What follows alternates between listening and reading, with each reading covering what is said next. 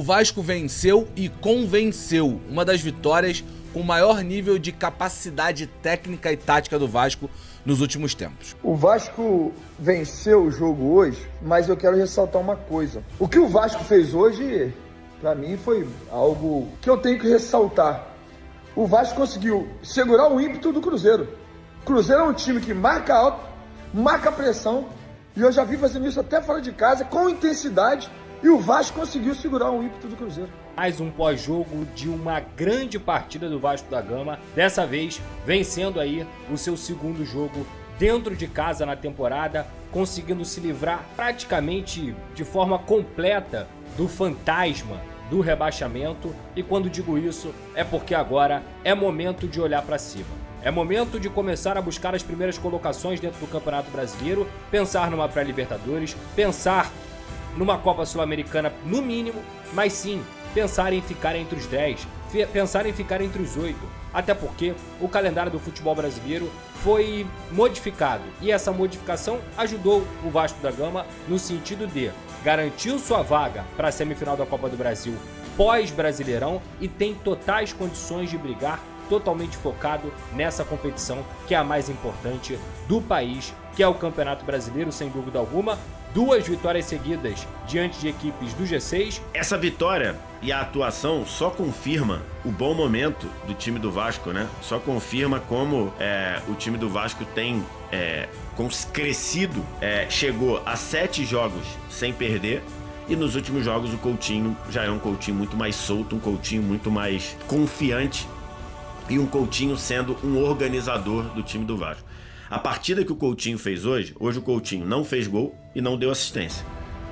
Mas a partida que o Coutinho fez hoje é uma partida que você vê e olha e fala: o Coutinho fez tudo funcionar. Seguinte, tá todo mundo feliz com a vitória do Vascão no sábado no placar de 2-0 em cima do Cruzeiro, e nesse vídeo a gente vai reagir à mídia, os jornalistas que se renderam ao Vasco da Gama. Vou pedir, é claro, pra você se inscrever aqui no nosso canal e também clicar no botão do like. Vamos tentar chegar nesse vídeo a 200 likes, dá aquela moral pra gente, que é muito importante, beleza? Não esquece também de clicar no botão de hypar, porque você ajuda a divulgar nosso vídeo para mais pessoas. Estamos próximos de chegar à marca de 16.900 inscritos, então ajuda a gente, se inscreve aí, beleza? Agora vamos lá pro vídeo reagir aos jornalistas que se renderam ao Vascão. O que o Vasco fez hoje, para mim, foi algo que eu tenho que ressaltar. O Vasco conseguiu segurar o ímpeto do Cruzeiro. O Cruzeiro é um time que marca alto, marca pressão, e eu já vi fazendo isso até fora de casa, com intensidade, e o Vasco conseguiu segurar o ímpeto do Cruzeiro. Então você vê que o trabalho ele é bem feito quando, à medida que o tempo vai passando, que vão jogando junto, o time vai crescendo, e é o Vasco. É o Vasco. Agora, é chovendo molhado falar do Diniz e do staff. É um cara que sempre que chega em um clube, ele, primeiro de tudo, assim, quem falava do Ryan há pouco tempo atrás? Ninguém. Eu lembro uma vez a torcida do Vasco invadir lá, foi falar do Ryan lá, ele tava no carro, garoto jovem, meio assustado. E agora o moleque é o quê? O moleque agora aí, pô, vai ser 40 milhões de euros, daqui a pouco ninguém vai levar o moleque, pô. Porque vai valer isso, sabe? Então isso é mérito do treinador que tirou o melhor dele, pô. Hoje você tem um lateral direito do Vasco e, poxa, é nível seleção brasileira. Mérito do treinador também. Contratações pontuais que foram feitas pelo Vasco, porque muita gente gosta de criticar. Vamos elogiar também, pessoal? Olha a dupla de zaga do Vasco que chegou. Excelente, cara. Olha a dupla de zaga do Vasco que chegou. Como estão ajudando. Eu tô falando hoje, tá, gente? Eu tô aqui falando do hoje. Ah, amanhã, depois da manhã deu errado, aí problema. Aí, se eu tiver que criticar, eu vou criticar. Mas hoje eu tenho que falar. Olha lá. Aí não vão bater palma, não vão realmente elogiar quem fez as contratações, que foram lá e buscou nomes no mercado. Eu queria o Robert Renan no Fluminense. Eu queria o Robert Renan jogando no Palmeiras. Apesar que a zaga do Palmeiras Mas eu digo assim, da importância do atleta, como o atleta é muito bom, caiu como uma luva no Vasco. Então, o Vasco realmente hoje deu aula. Trouxe de volta o meio-campista que estava emprestado jogando uma Série B e hoje é titular do Vasco. Então, assim, isso realmente é muito trabalho. Eu sou muito fã do Diniz, do staff. É um cara que sempre tira o melhor dos atletas, sabe? E o Vasco tem demonstrado isso ao longo do campeonato. Uma melhora muito grande, ainda tem margem de melhora. Tá vivo ainda na Copa do Brasil, vai ter o Clássico Carioca. Já deu uma boa de uma afastada da zona de perigo, que é a do rebaixamento. E detalhe, né? Ele venceu jogos super importantes. Agora vai pegar o Palmeiras fora, mas ganhou do Bahia, jogos super importantes de equipes que estão brigando da parte alta da tabela. Então parabéns ao Vasco, que não só venceu, mas hoje convenceu. E que alegria! Mais um pós-jogo de vitória, mais um pós-jogo de uma grande partida do Vasco da Gama. Dessa vez, vencendo aí o seu segundo jogo dentro de casa na temporada, conseguindo se livrar praticamente de forma completa do fantasma do rebaixamento. E quando digo isso, é porque agora é momento de olhar para cima. É momento de começar a buscar as primeiras colocações dentro do Campeonato Brasileiro, pensar numa pré-Libertadores, pensar numa Copa Sul-Americana no mínimo, mas sim, pensar em ficar entre os 10, pensar em ficar entre os 8, até porque o calendário do futebol brasileiro foi modificado e essa modificação ajudou o Vasco da Gama no sentido de garantir sua vaga para a semifinal da Copa do Brasil pós-Brasileirão e tem totais condições de brigar totalmente focado nessa competição que é a mais importante do país, que é o Campeonato Brasileiro, sem dúvida alguma. 2 vitórias seguidas diante de equipes do G6, um empate com o Flamengo e principalmente uma classificação diante do Botafogo. Ou seja, a gente pode dizer que no momento mais difícil do Vasco na temporada foi onde o Vasco encontrou também o seu melhor momento. O seu momento de mais consistência. Amém. O seu momento de mais futebol jogado. E quando eu digo isso, é porque há muito tempo a gente fala que o Vasco produz ofensivamente, o Vasco consegue criar oportunidades, mas está longe de ser um time equilibrado. Verdade. O Vasco está longe de ser uma equipe que consegue jogar bem de fato nas 2 fases do jogo. E isso vem mudando. Isso vem mudando principalmente e talvez majoritariamente por conta das peças. Reforços cruciais, reforços pontuais, que a torcida do Vasco e nós aqui também pedimos a todo momento, que nós falamos a todo tempo. O Vasco precisa de zagueiro. O Vasco precisa contratar jogadores confiáveis. O Vasco, que sua para poder construir suas vitórias, acaba entregando essas vitórias de forma rápida, de mão beijada, em muitas oportunidades para os seus adversários. Então, quando você alia, obviamente, a janela de transferências que a diretoria do Vasco fez, demorou para que isso acontecesse, mas quando fez, fez certo. Abriu mão do João Vitor, vendeu o João Vitor e trouxe um zagueiro como o próprio Carlos Cuesta.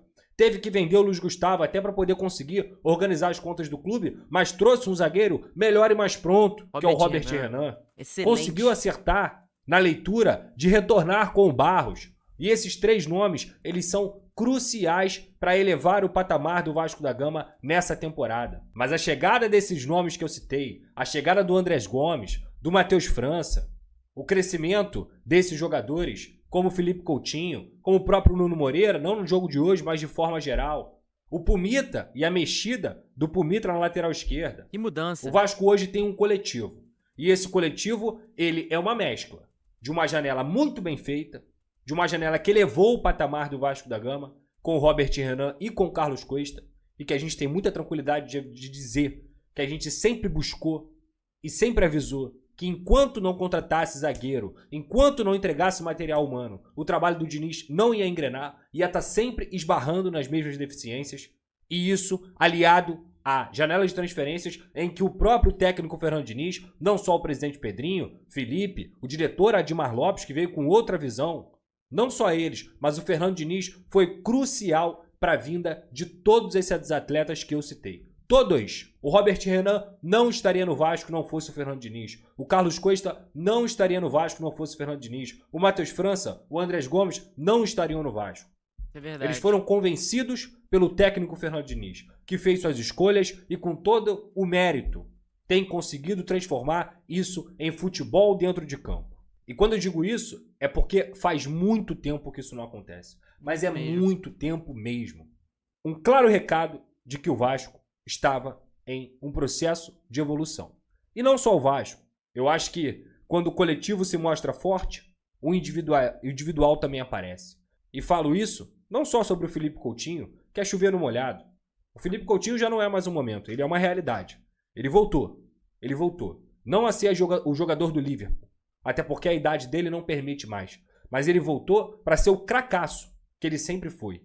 Especialmente. Um é o Coutinho e o outro é o Paulo Henrique. O Coutinho, que desde que chegou ao Vasco, viveu uma época de incerteza pela parte física, e aí a parte física gerava incerteza com o aproveitamento dele. Essa incerteza gerava falta de confiança do próprio Coutinho. Em vários momentos você viu o Coutinho e você ficava com a impressão de que ele estava meio que se segurando, com medo de se machucar, com medo de repente esticar um pouco mais.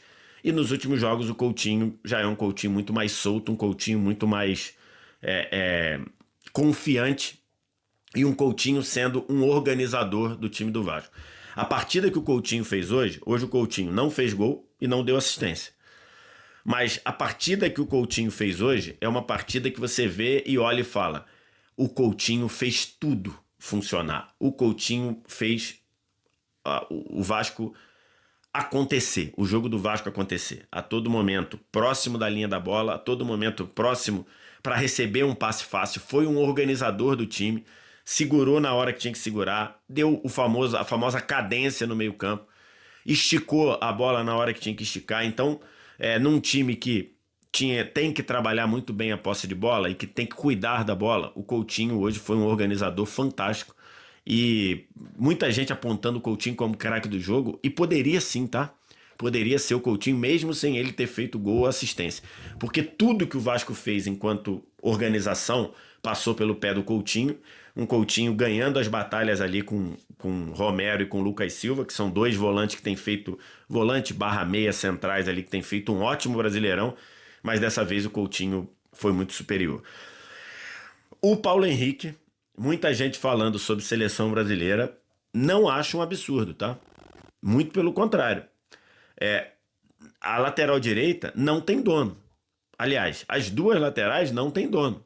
Verdade. Você tem aí Wanderson e Wesley sendo convocados.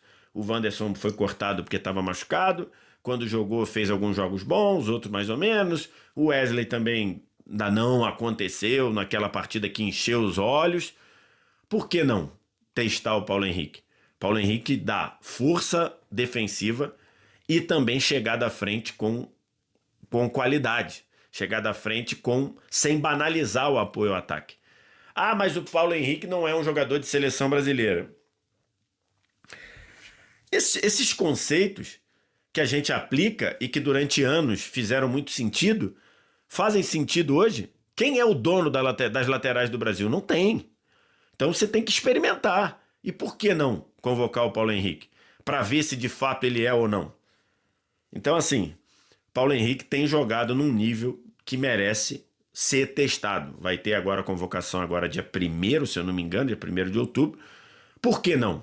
Bola para isso ele tá jogando. Foi o melhor lateral direito do primeiro turno, na minha modesta opinião, e no segundo turno mantém esse pique. Do Cruzeiro também, que na minha percepção fez um jogo muito ruim no dia de hoje. Tá, vamos lá.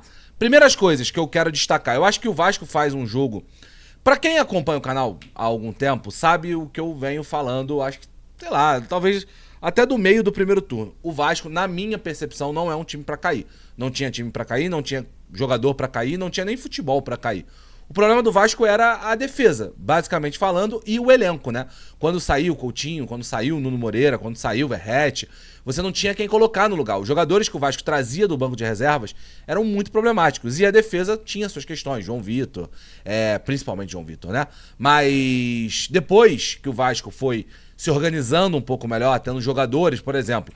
Hoje saíram do banco 2 contratações, o Andrés Gomes e o Matheus França, e o David, que estava machucado, volta pro time do Vasco. Isso só falando das 3 primeiras substituições do jogo, que aconteceram ali até os 40 do segundo tempo, que é mais ou menos um momento de... que talvez as substituições são feitas mais pra mudar o jogo do que de fato pra gastar tempo e etc. Então, cara, eu acho que o que estamos vendo agora do Vasco faz muito mais sentido. Um time que consegue competir melhor, que tem uma dupla de zaga nova, o Cuesta e o Robert Renan. Você tem...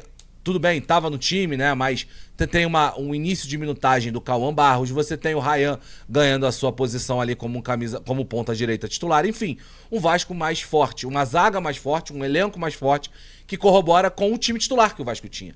E também do que vinha. Faltava a bola entrar, o time melhorar de fato.